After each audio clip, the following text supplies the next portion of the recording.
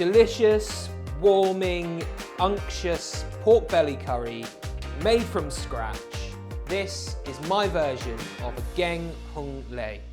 Hi guys, welcome back to Wok Wednesdays. My name's Ian, I'm one of the chef tutors from the School of Wok, London's premier Asian cookery school, and today I'm making a brilliant Northern Thai curry. The first thing I'm going to do is just getting myself organised. I'm going to create what I like to call the curry clock. I'm just going to lay my ingredients out here in the order in which they're going to go into my pestle and mortar. So to start with, our red chilies. For these, I'm just going to give them a rough chop here.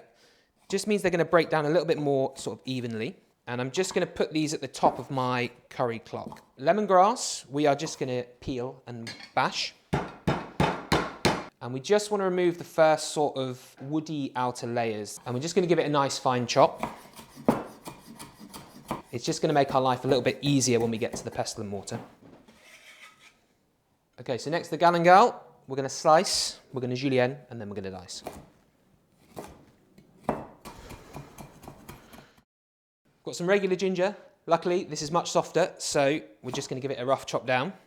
No need to peel it or anything, plenty of flavour in the skin. Okay, so next our shallots. So these we're just going to peel. This can be a little bit fiddly, so I like to just top and tail them and cut them in half, and you can kind of get in there and just remove the skins quite easy. Again, I don't even really need to chop these much at all because they're going to break down nice and easy. Garlic, we just need to peel, which we can do by giving it a little tap, and the skin should come right off. So we've got our chilies, our lemongrass, and our galangal. They've been kind of well chopped, whereas the ginger we've just roughly chopped, and then we've peeled the shallots and the garlic as well. We've got our shrimp paste and our spices. Curry powder, so this is garam masala we're using, and a little bit of turmeric as well that we're going to add just to oomph the colour a little bit. Now with any Thai curry, the paste is the absolute most important part. It's where we're going to put all of our energy, all of our love, all of our attention. Just to start, what I'm going to add is just a tiny bit of salt. And what the salt does is it acts as a bit of an abrasive. It will help everything kind of break down. We're going to start with our chili.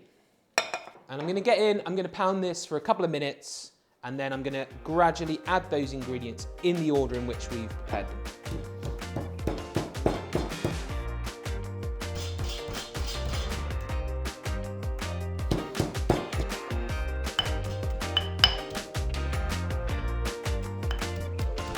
So we're almost there. We've been going for probably about sort of 10-15 minutes already. We're going to add the shrimp paste in. I'm going to keep going for just another couple of minutes.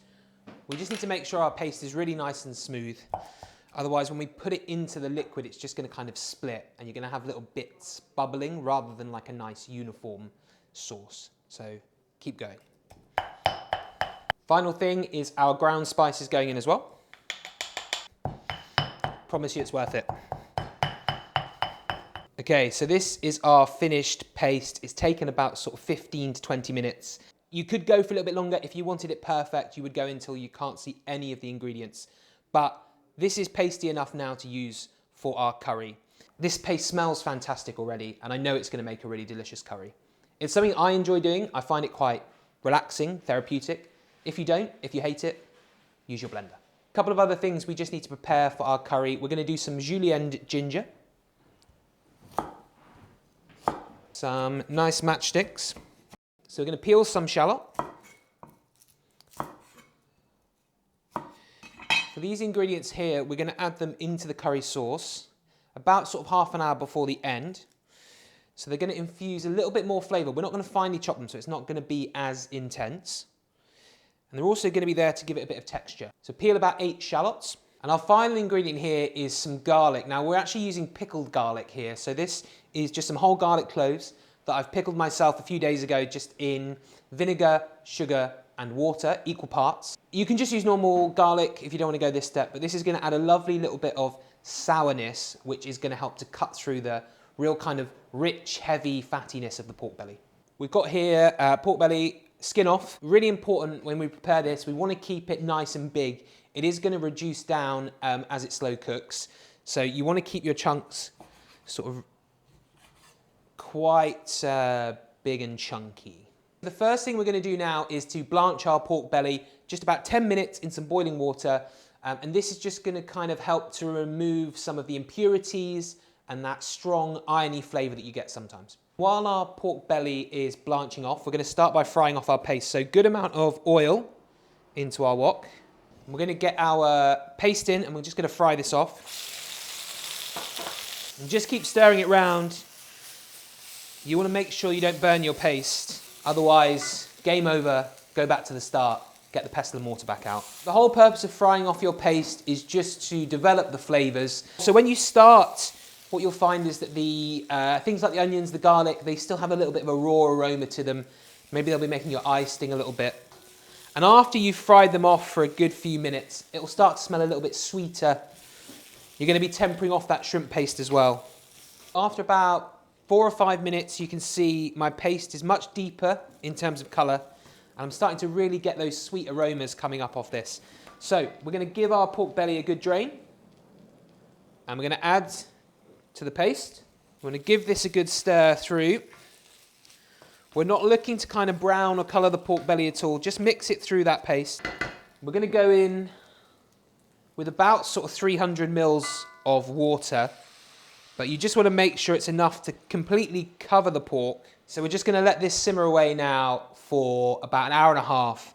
And already the smell of this is incredible. It's going to fill your whole kitchen with those beautiful smells of Thailand. I was lucky enough to be in Thailand last year, actually around the time of the Songkran celebrations, and just fell in love with the place, fell in love with the food, fell in love with the people. And I remember eating this dish in a small restaurant in Chiang Mai on my last night, on my own, before I flew back, and just thinking it was the most delicious thing I'd ever tasted in my life. Okay, so the curry has been going now for about an hour and a half. What we're going to do now is add those shallots. The whole shallots go in. Going to add about half of our julienned ginger. I want to save a little bit for garnish at the end. And then our pickled garlic is going to go in as well, so whole cloves. And I'm also just going to add a spoonful of the pickling liquid as well for that sourness. If you need to at this point, you might feel like you want to just top up the water a little bit as well, if there's not enough sauce to kind of cook. Seasonings we're going to add at this point as well. So we've got fish sauce for that lovely, funky, fermented, salty, savoury flavour. It's about a tablespoon going in. Tamarind as well. So tamarind again is giving us sour, but it's like a kind of rich, tart, kind of sour flavour as well. So tamarind goes in. And finally, about a teaspoon of palm sugar for sweetness. Shouldn't be overly sweet, but there should be a little bit of sweetness in the background. Give it all a good stir, and then just let that sit and simmer away for another 20 minutes, and then the curry will be ready. Before you serve, just check for seasoning. If you think it needs a bit more salt, a bit more fish sauce, if you think it needs a bit more sweet, a bit more palm sugar. But this is done, and we're ready to serve.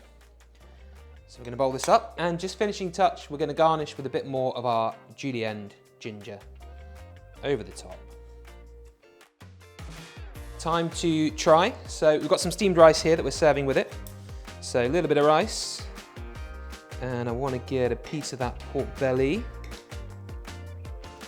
which is just falling apart. And we'll try.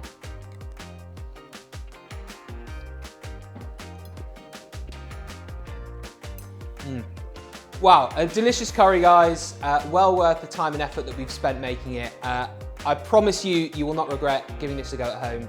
I am transported back to Chiang Mai by the flavour of this curry.